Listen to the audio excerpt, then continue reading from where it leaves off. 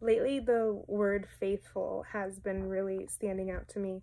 And I think it's so curious how we look at words and we all have different understandings of what they mean. They mean different things. If we were playing a giant game of Taboo right now and you had to guess the word I'm trying to explain, depending on who I'm talking to, I might be using different ways to explain that word because we all understand things just a little bit differently.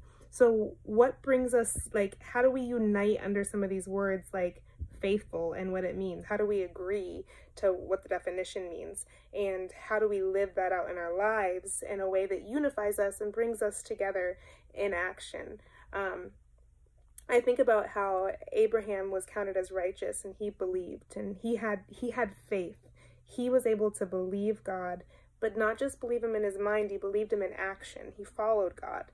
And so for me, the way I understand faithfulness is like obedience, and it's an acted out obedience. It's not just obedience in my head, I obeyed, but it's an obedience that actually came to real life. And so what does it mean to be faithful? I don't think it's just a thing that that just happens. I think it's something that it's a follow through with obedience. Like maybe to be faithful in my marriage would be that I have made a follow through, that I was going to remain unified and remain one with my husband. And to be faithful to that would be the action of it. Faithlessness would be the action of the opposite. Maybe I've said this with my mouth and my mind, but my actions do another thing. So what does it mean to be faithful right now with what we have? What is God asking us to do? What is obedience right now in our lives, in whatever it looks like throughout this quarantine? What does faithfulness look like? I think looking at what God himself, through his son Jesus, has summarized what the gospel is, and it's like the greatest commandment is you love the Lord your God with all your heart, soul, and mind, and you love the others. And so you're loving God, loving us, the others. Everything is fulfilled in love. The fruit of the spirit of love, it says, nothing, no law can stand against this. So if faithfulness means to love God, love others, how can we do that in quarantine? How do we do that within the walls of our own home? How do we do that with the things that we have in front of us? How do we best love others? And a lot of that, it means you have to kind of look at yourself. I don't mean selfishly. I mean look at yourself objectively. Look at yourself in a way that evaluates some of the things that you're doing and saying a little bit. Like you have to be a critic of yourself, and that's not always easy. But not just to like pass or fail yourself and be like, oh, I'm awful, and to go in this downward spiral, but because our ultimate goal is to be faithful. Our ultimate goal is to obey. Our ultimate goal is to be better students and better teachers. And how do we do that? Well, we practice it every day. Today, it might be hard. Today might be a rough day. Today you might be faced with lots of things that you're like, why do I have to deal with this? Why am I feeling this way? Why am I behaving this way? Why do I have this? You might be looking at these things kind of frustrated. Why is this emotion here?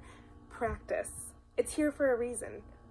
You're not just accidentally, coincidentally facing these things. They're in front of you for a reason. Take a good look at what's in front of you and know that you were made for this. These moments, the moments right now that you're facing, you have the opportunity to practice. Practice faithfulness. Practice obedience.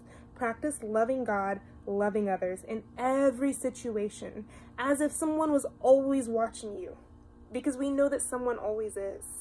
It's so interesting that the way I motivate my kids is like, I'm watching you. I see what you're doing. I see how you're acting. I see how you're behaving. So I know more of your heart than you think I do. And I tell my kids that, and they're like, But I think how much truer is that for our God, who really does see everything?